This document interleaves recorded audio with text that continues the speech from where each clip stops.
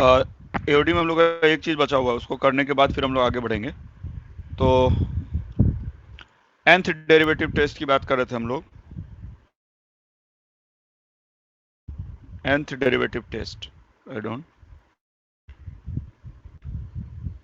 nth derivative test मतलब जैसे उसके पहले हम लोग सेकंड डेरिवेटिव टेस्ट की थोड़ा बात कर लेते हैं। Second derivative test, second derivative test generally for maximum minima जो करते हैं second derivative test.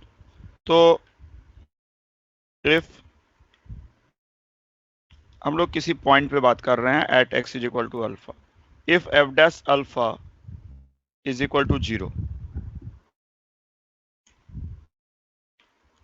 And f double dash alpha is not equal to 0, then दो पार्ट हो जाता है। If f double dash alpha is positive then x is equal to alpha is point of minima, is point of minima, and if f double dash alpha is less than 0 then x equal to alpha is point of maxima, is point of maxima।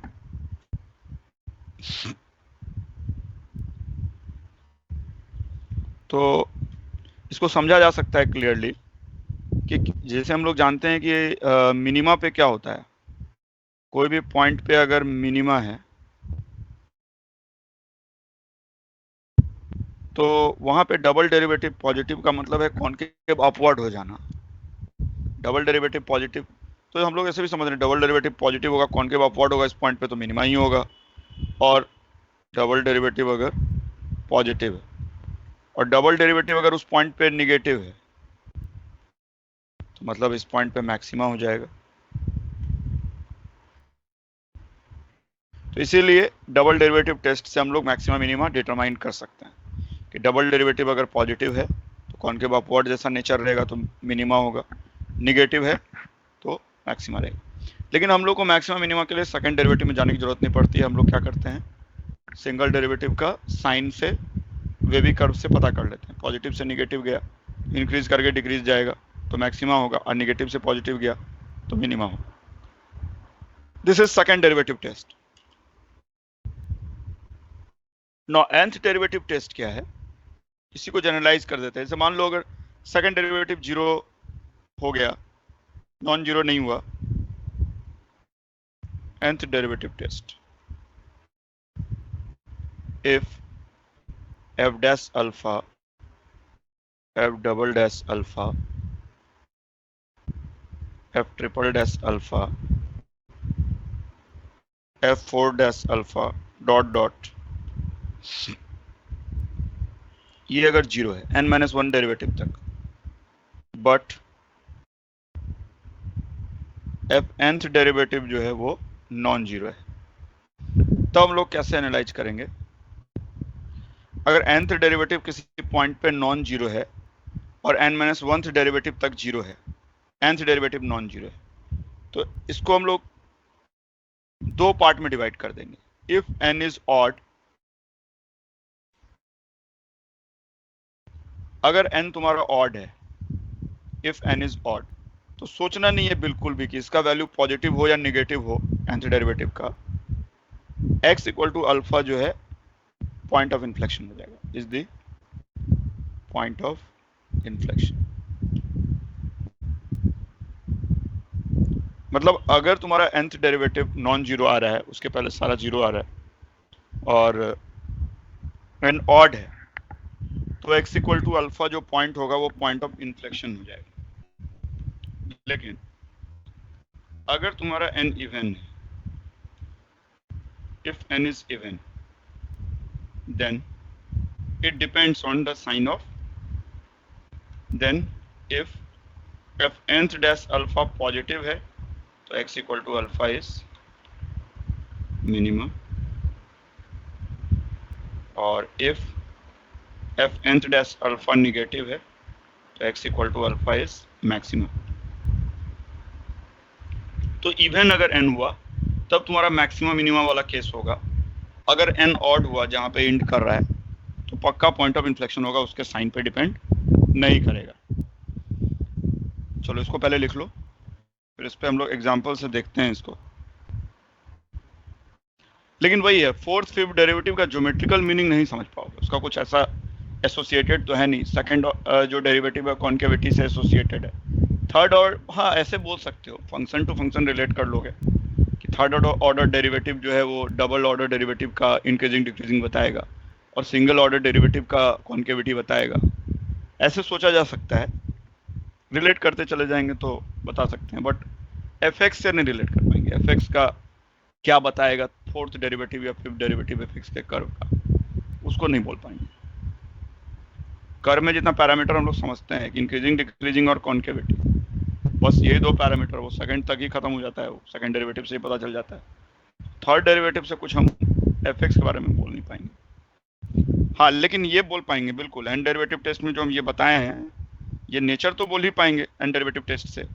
Point of inflection है, उस point पे function के बारे में ही बात हो रहा है, और मैक्सिमम मिनिमा है, ये सब बोल पाएंगे।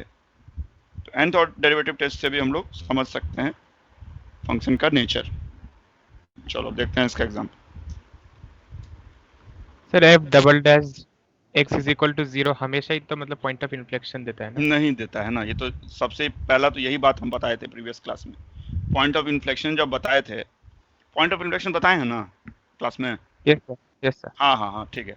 तो पॉइंट ऑफ इन्फ्लेक्शन जब बताए थे तो वहां तो हम बताए थे कि हम लोग इसको ऐसे समझते हैं कि डबल डेरिवेटिव का साइन अगर चेंज किया, कॉन्केविटी चेंज किया, तो पॉइंट ऑफ इन्फ्लेक्शन होगा। ऐसा तो हो ही सकता है कि डबल डेरिवेटिव का वेवी कर्व तुम्हारा कुछ ऐसा रहे कि किसी पॉइंट पे चेंज ही ना करे sign. F double dash x जो है एक्स माइनस वन का whole square into x minus two, अगर ऐसा रहेगा तो पॉइंट ऑफ इन्फ्लेक्शन तो सिर्फ 2 हो जाएगा। ठीक है, सब तो बात किए थे। तो डबल डेरिवेटिव जीरो से कोई लेना देना नहीं है, इसीलिए हम लोग वैसे निकालते ही नहीं है पॉइंट ऑफ इन्फ्लेक्शन, वो मेथड ही नहीं सीखे। हम लोग सीखे कि डबल डेरिवेटिव का साइन से पता करेंगे। डबल डेरिवेटिव जीरो तो करेंगे लेकिन उसके अबाउट साइन भी देखेंगे, साइन चेंज कर रहा है कि नहीं कर रहा है। अगर साइन चेंज किया तो कॉन्केव डाउनवर्ड से कॉन्केव अपवर्ड होगा, या कॉन्केव अपवर्ड से कॉन्केव डाउनवर्ड होगा, कॉन्केविटी चेंज करेगा। साइन चेंज नहीं किया तो कॉन्केविटी चेंज नहीं करेगा। तो ऑलवेज नहीं होगा। एंड जैसे मान लो डबल डेरिवेटिव जीरो हो गया तो ट्रिपल डेरिवेटिव के बारे में बात करना होगा। अगर ट्रिपल डेरिवेटिव नॉन जीरो है तभी वो उस पॉइंट पे पॉइंट ऑफ इन्फ्लेक्शन होगा। अगर ट्रिपल डेरिवेटिव भी जीरो हो गया और फोर्थ जो है नॉन जीरो है तो मैक्सिमम मिनिमम वाला केस होगा। अगर फोर्थ भी जीरो है, फिफ्थ नॉन जीरो है, पक्का पॉइंट ऑफ इन्फ्लेक्शन होगा। इस तरह से रिलेट कर सकते हैं। फिर साइन चेंज देखने की जरूरत नहीं, बात समझना। ये जो हम लोग कर रहे हैं इसमें साइन चेंज का कोई बात ही नहीं आ रहा है, ये nth डेरिवेटिव टेस्ट की बात हो रही है। इसमें हमको मतलब किसी भी पॉइंट पे दो तरह से हम लोग जो पॉइंट ऑफ इन्फ्लेक्शन निकालते हैं उसका बहुत सिंपल तरीका है हम लोग के पास। हम लोग F dash x F double dash x का वीवी कर्व प्लॉट कर देते हैं और काम कर लेते हैं। तो अगर हम लोग को पॉइंट ऑफ इन्फ्लेक्शन अगर हम लोगों को पॉइंट ऑफ इन्फ्लेक्शन चाहिए तो क्या करते हैं, डबल डेरिवेटिव का वीवी कर्व प्लॉट करके निकाल लेते हैं। अगर हम लोग को मैक्सिमम मिनिमम चाहिए तो सिंगल डेरिवेटिव का वेवी कर्व प्लॉट करके निकाल लेते हैं। लेकिन कभी प्रॉब्लम इस तरह से फ्रेम किया जाए तो फिर हमें आना चाहिए उसको एनालाइज करना, इसीलिए बता रहे हैं। इसका जरूरत हमें ऐसे प्रॉब्लम सॉल्विंग में डायरेक्टली नहीं पड़ता है, प्रॉब्लम इसी पे फ्रेम कर दिया तब डेफिनेटली पड़ेगा। ट्रिपल डेरिवेटिव बोल रहा है, ऑप्शंस में बात कर रहा है ट्रिपल डेरिवेटिव फोर डेरिवेटिव, फिर तो हम लोग को सोचना पड़ेगा इस तरह से। चलो जैसे प्रॉब्लम लिखो।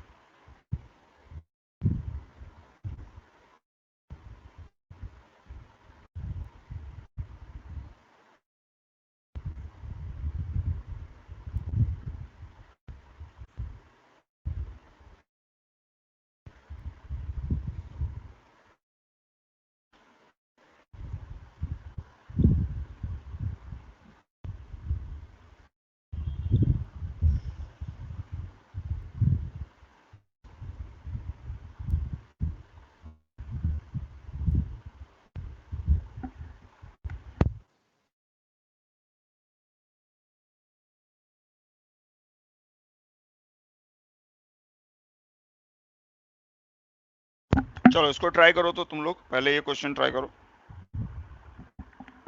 सर एन नेचुरल दिया हुआ है ना। हाँ ये, हाँ हाँ, n is a natural number, yes. Always इसका प्रॉब्लम में नेचुरल नंबर पे ही बात कर रहे हैं।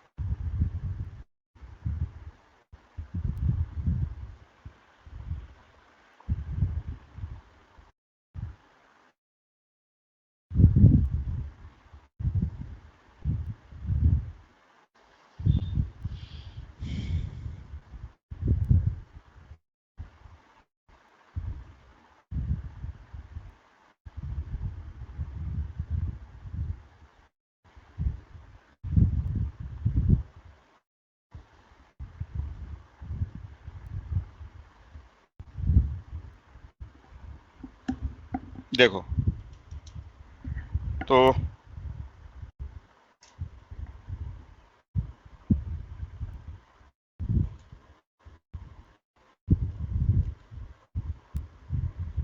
हम लोग जब x इक्वल टू 1 के अबाउट डिफ्रेंशिएट करना है तो हम लोग ऐसे कर रहे हैं, एफ डैश एक्स इज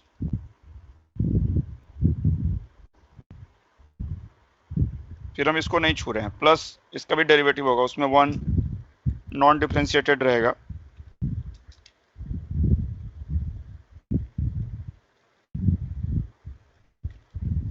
मतलब बाकी टर्म्स में x माइनस 1 का डेरिवेटिव पावर जो रहेगा वो ज्यादा रहेगा इससे। अब बता रहे हैं इसका मतलब काहे ऐसे कर रहे हैं।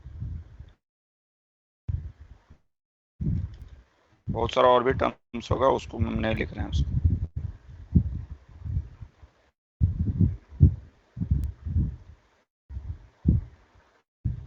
फिफ्थ डेरिवेटिव जो है 120 इंटू एक्स माइनस 2 प्लस, अब देखो इसके अलावा जितना भी टर्म्स रहेगा इसमें लास्ट में, उसमें कम से कम हर टर्म में x माइनस 1 का फैक्टर तो रहेगा ही। ये बोलो हाँ या ना, रहेगा ना? Yes sir. क्योंकि इससे तो कम डिफरेंशिएटेड है। यहाँ पे हम क्योंकि हर बार ये पहले टर्म में हर बार हम इसी को डिफरेंशिएट कर रहे हैं, तो डेफिनेटली बाकी टर्म्स में ये डिफरेंशिएटेड नहीं रहेगा, ये रहेगा। तो आखिरी में जब यहाँ पे ये पूरा हट गया तो बाकी सब में तो रहेगा ही, बिकॉज सबसे ज्यादा बार x माइनस 1 पहले टर्म में डिफरेंशिएट किए हैं, इसीलिए हम लिख नहीं रहे क्योंकि हमको 1 रखना है, हम बाकी को इग्नोर कर रहे हैं, हमको 1 रखना है। तो एफ फिफ्थ डेरिवेटिव 1 जो है 120 into minus 1 to the power n, जो भी है फिफ्थ डेरिवेटिव जो है वो नॉन जीरो है। एफ फिफ्थ डेरिवेटिव एट 1 जो है वो नॉन जीरो है, और उसके पहले फोर्थ डेरिवेटिव जो है यहां से बोल सकते हो कि F dash 1 double dash 1 triple dash 1 fourth dash 1 is zero. ये सब जीरो होगा, बट फिफ्थ डैश जो है वो नॉन जीरो है। तो x इज इक्वल टू 1 क्या होगा बताओ तो? पॉइंट ऑफ इन्फ्लेक्शन हो जाएगा। क्या हो जाएगा? पॉइंट ऑफ इन्फ्लेक्शन हो जाएगा। nth डेरिवेटिव टेस्ट से n इज इक्वल टू 5 हो रहा है यहाँ पे। Fifth derivative is non zero and before that all the derivatives are zero, so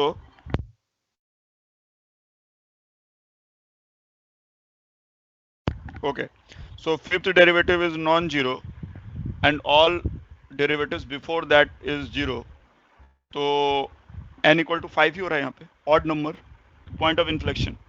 ठीक है, तो x इज इक्वल टू 1 जो है वो पॉइंट ऑफ इन्फ्लेक्शन होगा इरिस्पेक्टिव ऑफ n ऑड या इवन रहे, तो उसमें तो कुछ सोचना नहीं है। तो ऑप्शन ऑप्शन ए तो करेक्ट है। अब आते हैं 2 पे। 2 को जब चेक कर रहे हैं तो 2 वाले को डिफरेंशिएट कर रहे हैं, तो एफ डैश एक्स, फिर हम वही काम कर रहे हैं, समझ रहे हो कि मतलब हम इसको नॉन डिफरेंशिएटेड छोड़ रहे हैं, मतलब अगले में करेंगे बट चूंकि 2 रखना है।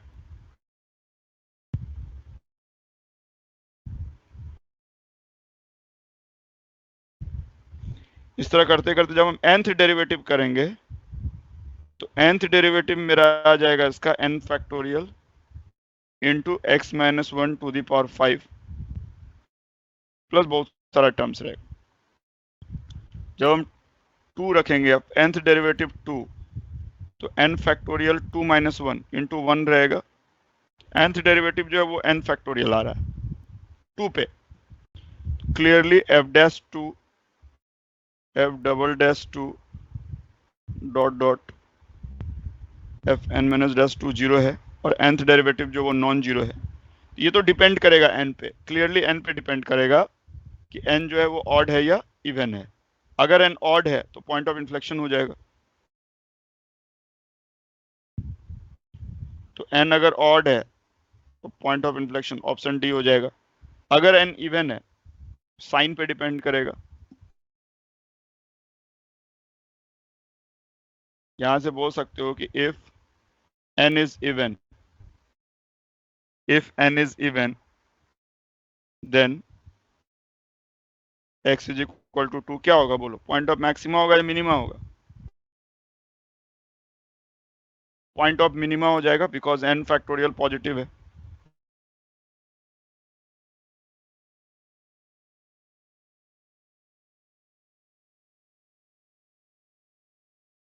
चलो, तो इस तरह से हम लोग चेक कर सकते हैं। चलो एक और हम दे रहे हैं तुमको।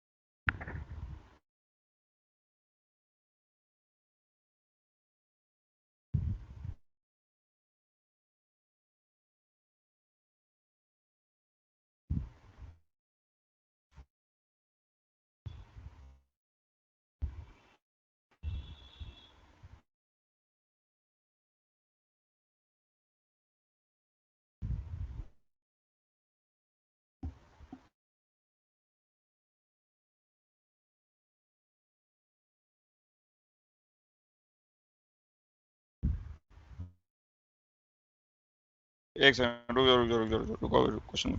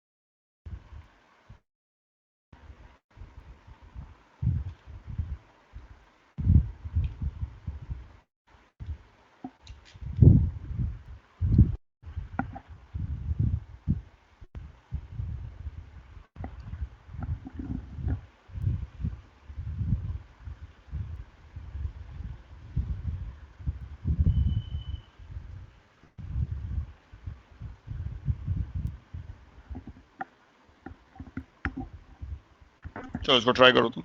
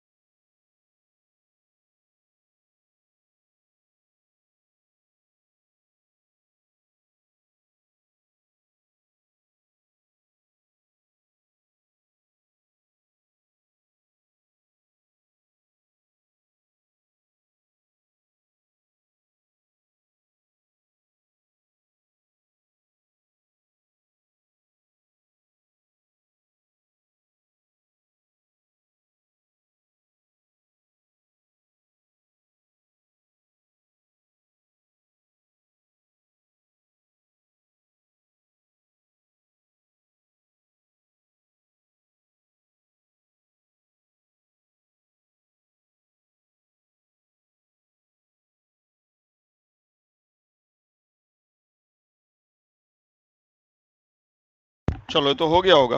देखो केसेस ले लोगे तो तुरंत आ जाएगा, इसको तो बनाने की भी जरूरत नहीं है, ऐसे कर देंगे। अगर मान लो तो समझ ही रहे हो कि मतलब डेरिवेटिव इंड करेगा उस पे, तो मतलब जैसे m है तो mth डेरिवेटिव पे ही इंड करेगा ना, ये 4 पे अगर चेक कर रहे होंगे तो अगर हम लोग 4 पे बात कर रहे हैं तो m अगर ऑड हो गया तो 4 पॉइंट ऑफ इन्फ्लेक्शन हो जाएगा।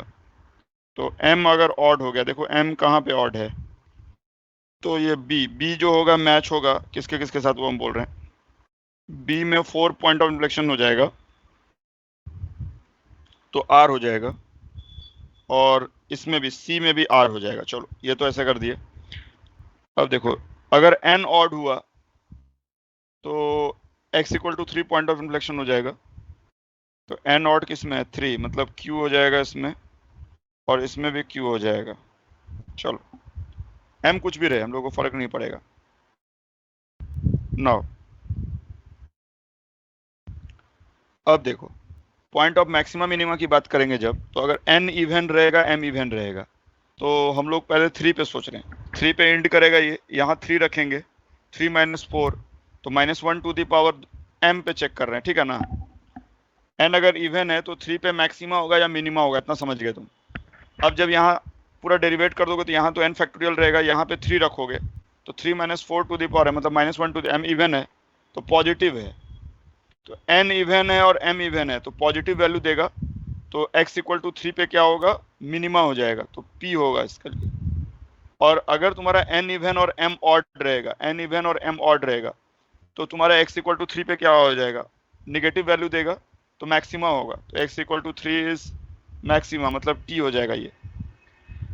अब देखो 4 पे हम चेक कर रहे हैं, 4 पे चेक कर रहे हैं, m इवन और n इवन है, तो m इवन है तो मैक्सिमा या मिनिमा होगा 4 पे। फिर यहाँ जब 4 रख रहे हैं तो ऑलवेज पॉजिटिव आ रहा है, मतलब n इवन रहे या ऑड रहे, दोनों ही केस में 4 पे क्या होगा, मिनिमा होगा। तो m इवन 4 पे minima s, m even n odd तब भी 4 पे मिनिमा रहेगा s। चलो ये हो गया। और n पे ऑड है और m पे ऑड है, तब तो दोनों केस में दोनों ही पॉइंट ऑफ इन्फ्लेक्शन देगा, r और q पॉइंट ऑफ इन्फ्लेक्शन देगा, correct. n even m odd, कोई तो छूटा नहीं मेरे ख्याल से।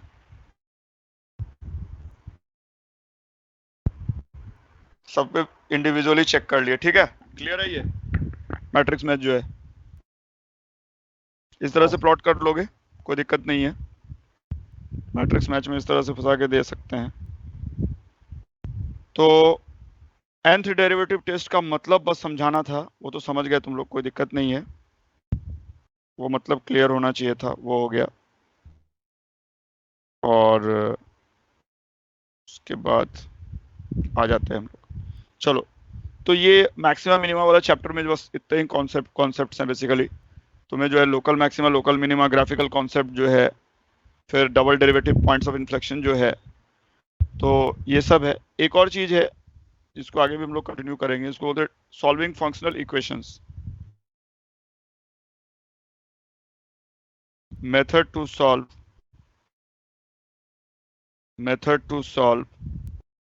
functional equation, method to solve functional equation।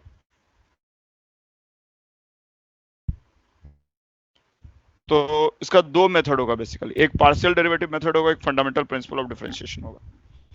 एकदम बेसिक से करते हैं। मान लो ऐसा दिया हुआ है, fx is a differentiable function, fx is a differentiable function for all xy belonging to R, ऐसे दे दिया है, fx is a differentiable function।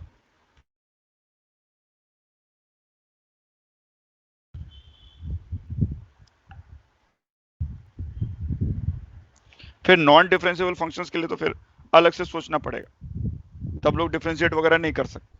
तो अगर ये नहीं दिया हुआ है कि फंक्शन डिफरेंशिएबल है, तो फिर तुमको अपने से सोचना पड़ेगा कि पॉसिबिलिटीज हो सकता है, कौन सा फंक्शन हो सकता है, तो वो सोचना पड़ेगा अलग से, है ना, वो एक डिफरेंट केस हो जाएगा। देखो, तो मेथड 1 से हम लोग कर रहे हैं पहले। मेथड 1 जो है वो है पार्शियल डेरिवेटिव मेथड।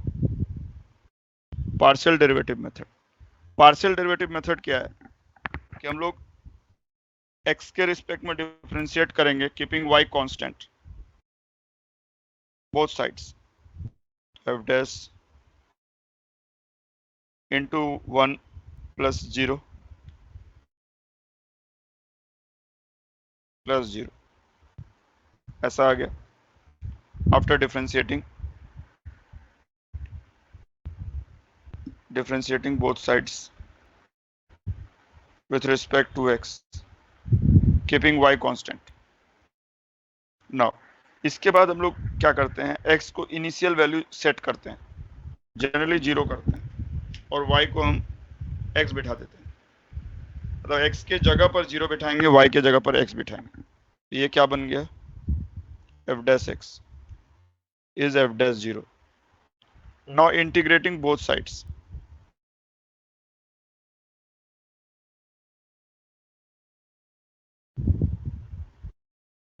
तो इस इधर क्या आ जाएगा, f x is equal to f dash zero into x plus सी।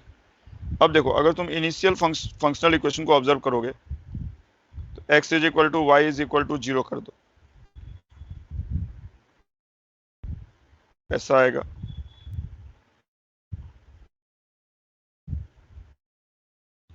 इससे एफ जीरो जीरो आ रहा है, तो हम लोग यहां से बोल सकते हैं इसका मतलब F x is k x, और एफ डैश जीरो अगर दिया रहेगा तो एफ एक्स आ जाएगा। चलो, ये तो हो गया तुमको partial derivative method. Initial value, जैसे मान लो डोमेन में जीरो नहीं है, तब इनिशियल वैल्यू कुछ और रखोगे, कहीं वन रखना पड़ता है जनरली, लॉग वगैरह का रहता है,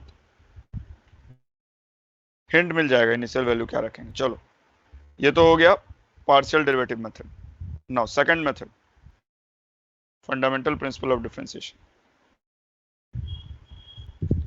तो सेकंड मेथड क्या है, फंडामेंटल प्रिंसिपल। फंडामेंटल प्रिंसिपल मतलब we start with that f dash x, f dash x से स्टार्ट करते हैं।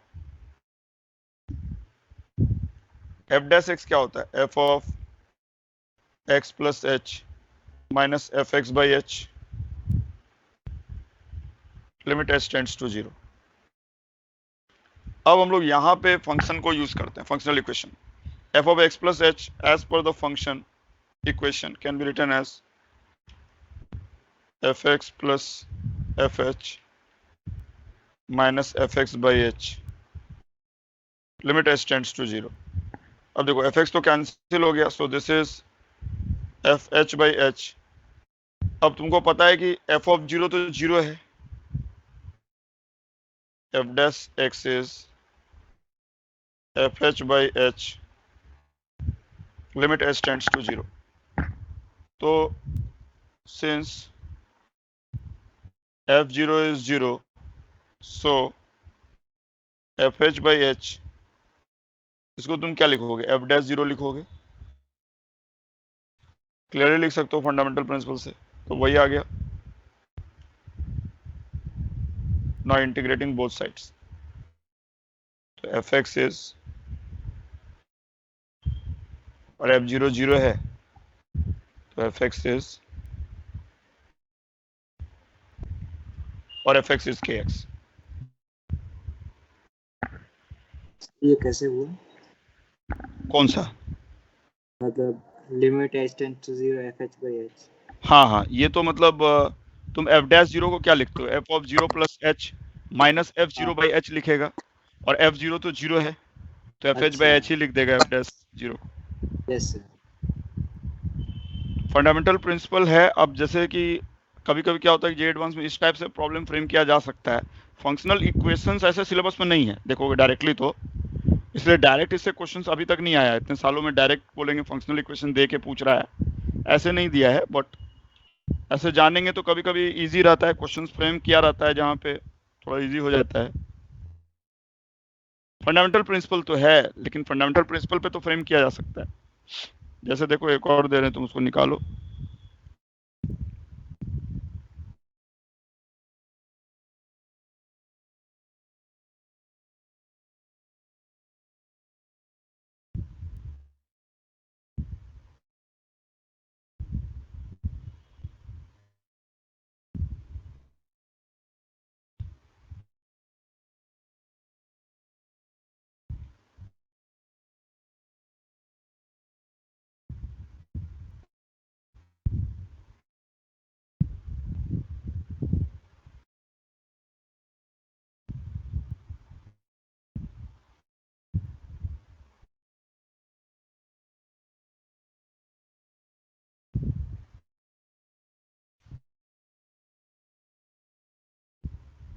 एक मिनट रुक जाना।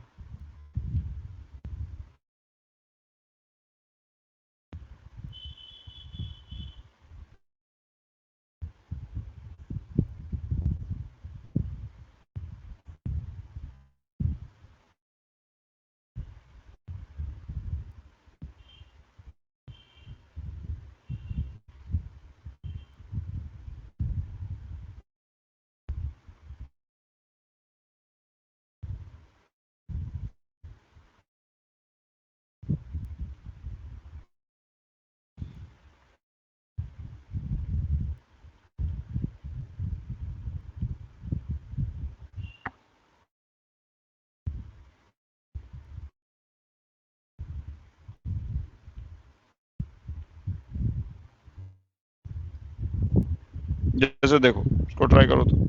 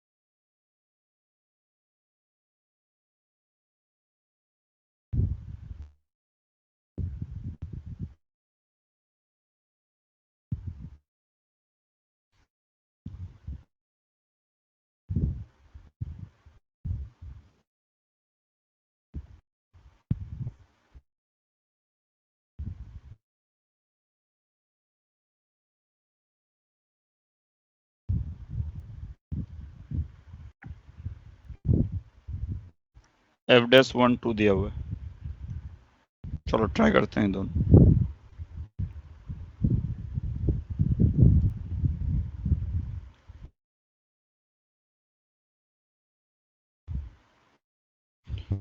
तो हम लोग जनरली पार्शियल डेरिवेटिव मेथड ही यूज करेंगे मोस्टली, फंडामेंटल प्रिंसिपल का जरूरत नहीं है। तो देखो मतलब उस फॉर्म में भी कर सकते हैं, प्रॉब्लम दिया हुआ है तो उस फॉर्म में करेंगे। एक्स के रिस्पेक्ट में डिफरेंशिएट कर रहे हैं कीपिंग वाई कांस्टेंट।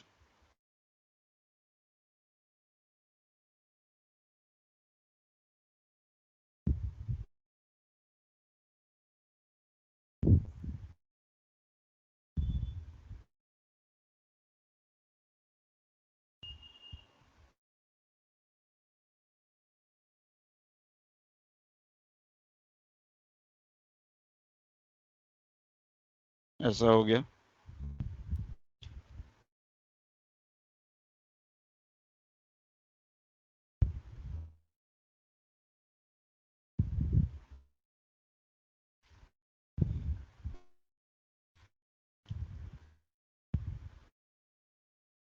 f'(0) जो है वो 2 दिया हुआ है, तो 2x plus x² 2 plus c। अब f(0) 0 दिया हुआ है ओरिजिनल इक्वेशन से, तो fx आ गया।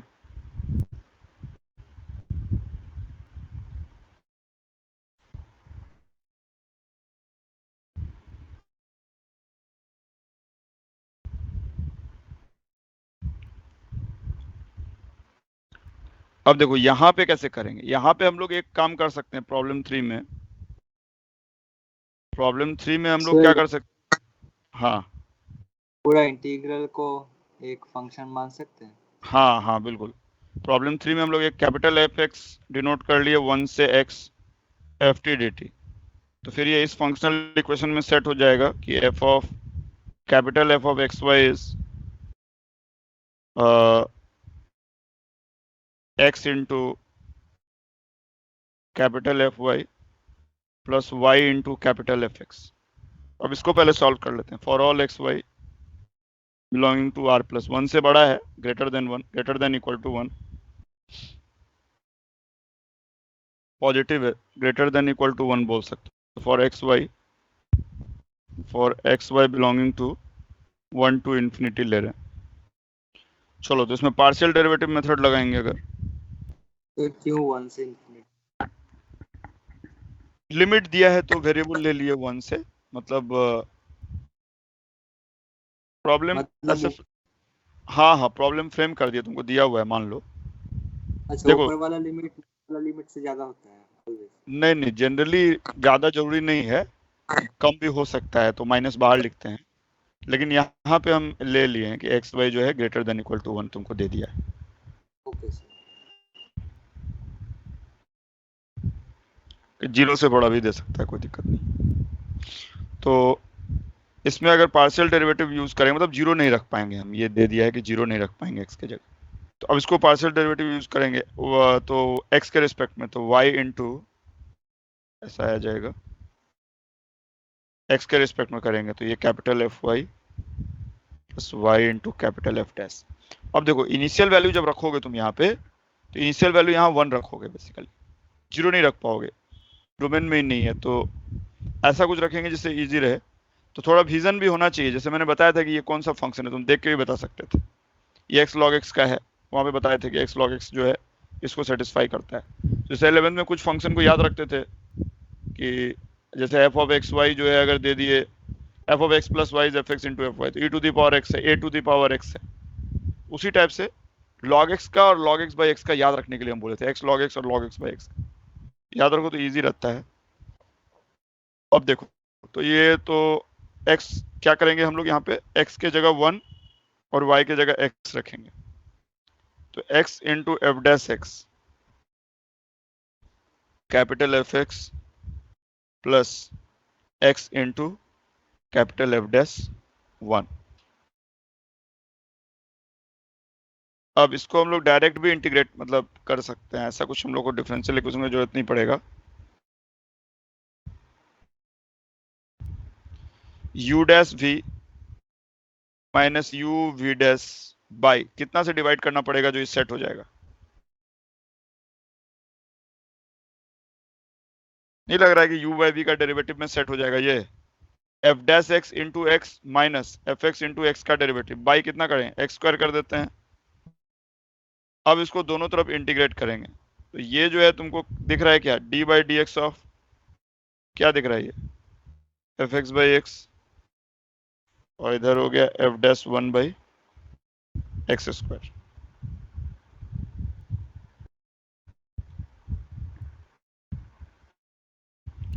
इंटीग्रेटिंग बोथ साइड्स,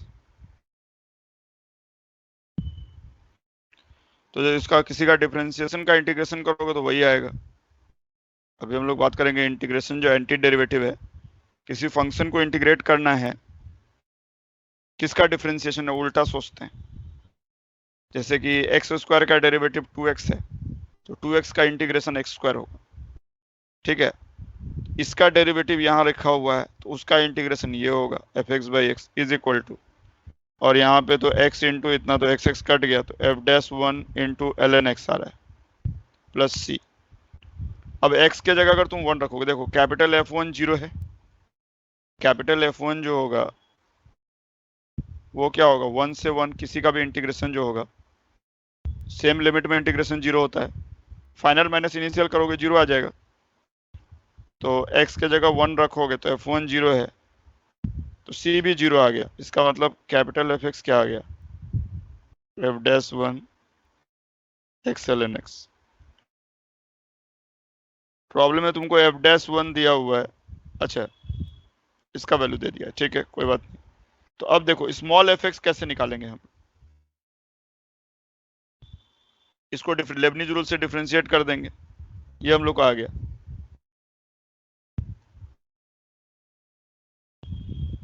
दोनों तरफ डिफरेंशिएट करोगे, तुमको कैपिटल एफ एक्स इज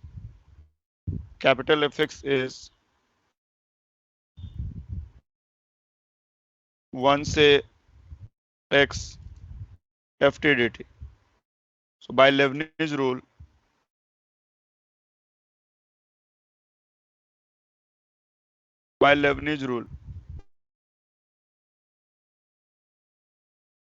ये हो गया।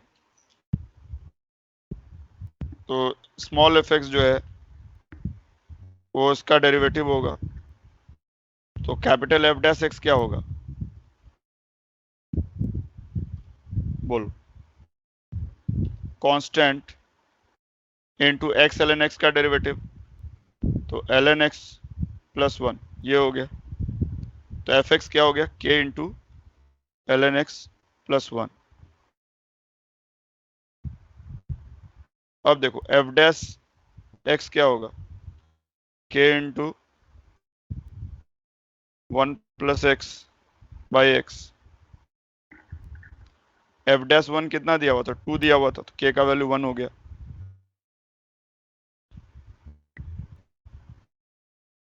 k का वैल्यू 1 हो गया, so f x is ln x plus 1।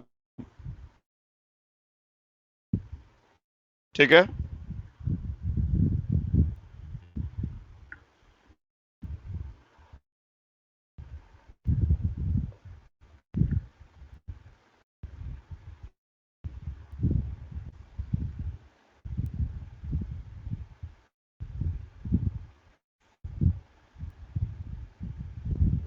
Sir k by x होगा ना सिर्फ? अच्छा अच्छा अच्छा, हाँ हाँ, एक सेकंड, हाँ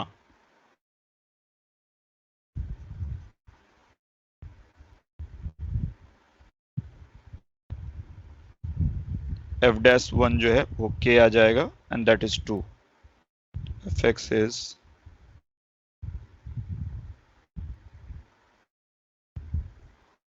दिस इज द आंसर।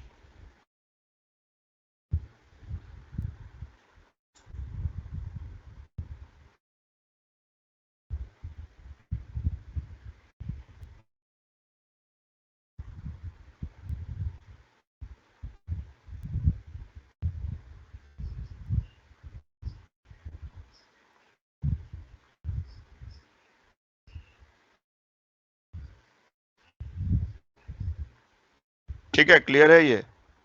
बोलो। ठीक है, क्लियर है, आगे बढ़े। चलो, तो इस तरह से मतलब फंक्शनल इक्वेशन को भी सॉल्व कर लेंगे। अच्छा, एक और देते हैं, जस्ट इसको सॉल्व कर दो तो बेसिक ही लेवल पे दे रहे हैं। इसे यही जो हम लोग पढ़ते हैं इसको सॉल्व करके दिखाओ तो। F of x plus y is equal to f x into f Y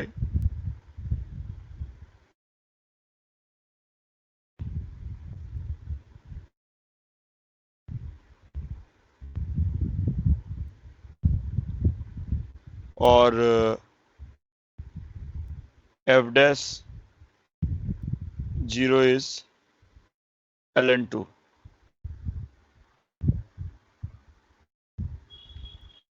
and f0 is not 0.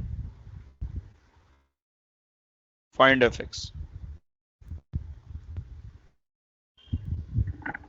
चलो निकालो तो, फंडामेंटल प्रिंसिपल से निकालो, पार्शियल डेरिवेटिव से नहीं, फंडामेंटल प्रिंसिपल से निकालो तो।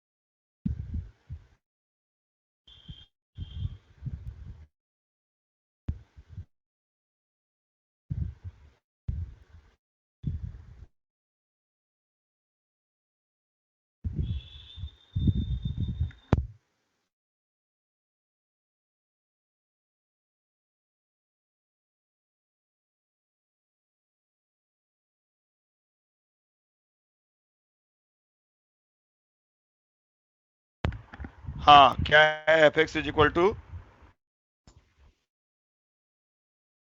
अच्छा देख रहे हैं,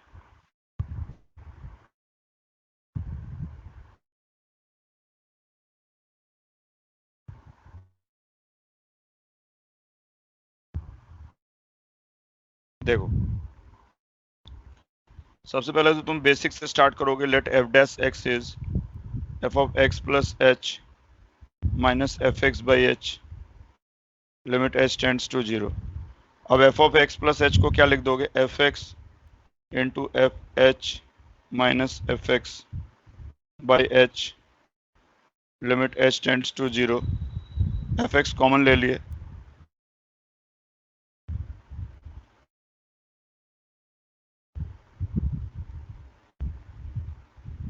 अब देखो यहां से तुम ऑब्जर्व करोगे कि f0 is f0 square. f0 0 नहीं है, इसका मतलब f0 1 ही होगा। ये तो तुमको f डैश 0 है,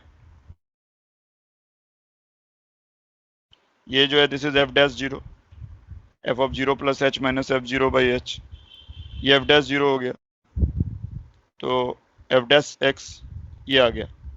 अब यहाँ से हम बोल सकते हैं from here, so F dash x by F x is F dash zero, now integrating both sides, so ln fx is ln 2 into x plus c, और x को अगर तुम जीरो रखते हो तो f0 1 है, ln 1 0, c 0 आ जाएगा, so fx is e to the power ln 2 into x, और इसको तुम ऐसे भी लिख सकते हो कि fx is equal to e to the power ln 2 whole power x, तो ये तो 2 हो गया, so 2 to the power x। a to the power mn को लिख सकते हैं ना, a टू दी पावर m whole power n, so वहां से e to the power ln 2 को 2 लिख दिए, तो 2 टू दी पावर x। ठीक है, तो इस तरह से कुछ फंक्शनल इक्वेशंस पे काम कर लोगे, और जो फंक्शनली दिक्कत हो रहा होगा उसको तुरंत पूछ लोगे। फंक्शनल इक्वेशंस पे इस तरह से काम कर लोगे। मैक्सिमम जो फंक्शनल इक्वेशन होता है वो वैल्यू पुट करके होता है, जैसे वैल्यू पुट करके कुछ x और y का वैल्यू पुट करके भी हो जाता है, ऐसा मान लो दे दिया,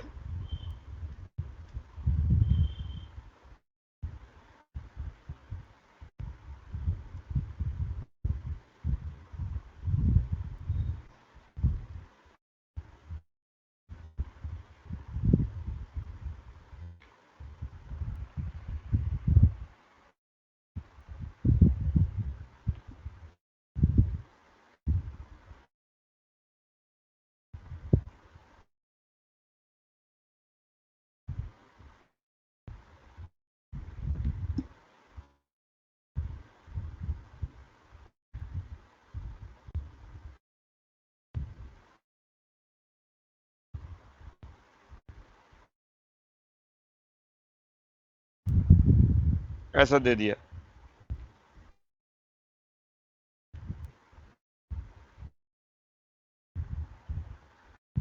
फाइंड fx कैसे करोगे? ये तो बहुत सिंपली हो जाएगा, इसमें y को 1 रखते हैं। इसमें put y is equal to 1, तो fx हो जाएगा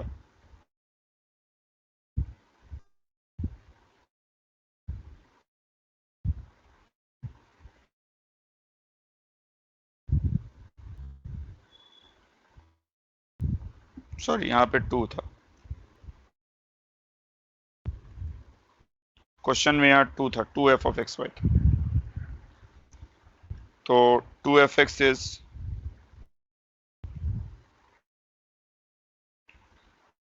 y को 1 कर दिया, तो 2fx इज fx plus f1 to the power x।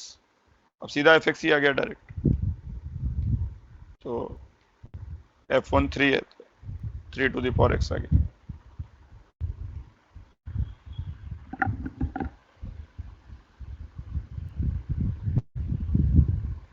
ठीक है, चलो आगे बढ़ते हैं।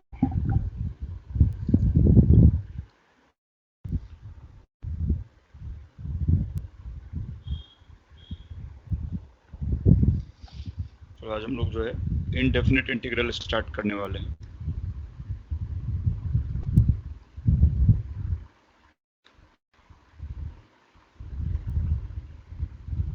देखो, तो इंटीग्रल कैलकुलस में अगर बात करोगे तो दो पार्ट में है, एक है इनडेफिनिट इंटीग्रेशन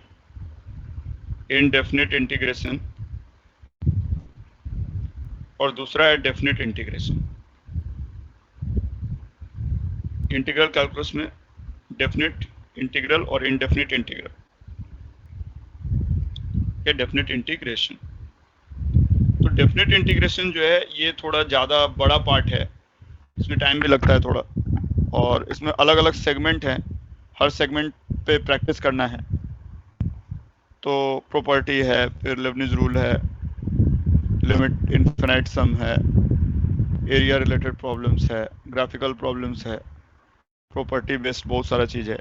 तो डेफिनेट पे अलग अलग सेगमेंट्स में अलग अलग क्वेश्चंस आ सकते हैं, मेंस और एडवांस दोनों के लिए इसका वेटेज ज़्यादा है। मतलब इंटीग्रल कैलकुलस में इनडेफिनिट से एक क्वेश्चन आता है जेईई मेंस में, एक क्वेश्चन हर साल आता है, और वो सब्स्टिट्यूशन बेस्ड आता है एकदम। सब्स्टिट्यूशन अच्छे से अगर सीख गए, प्रैक्टिस कर लिए, तो सब्स्टिट्यूशन थोड़ा बहुत बाय पार्ट्स। बात करेंगे इंडेफिनिट में हम लोग क्या क्या फोकस करना है। सबसे ज़्यादा फोकस करना है, सबसे पहली बात कि इंडेफिनिट में बहुत ज़्यादा नहीं करना है, एकदम टू द पॉइंट काम करना है, एकदम टू द पॉइंट सोर्स सही होना चाहिए, और बहुत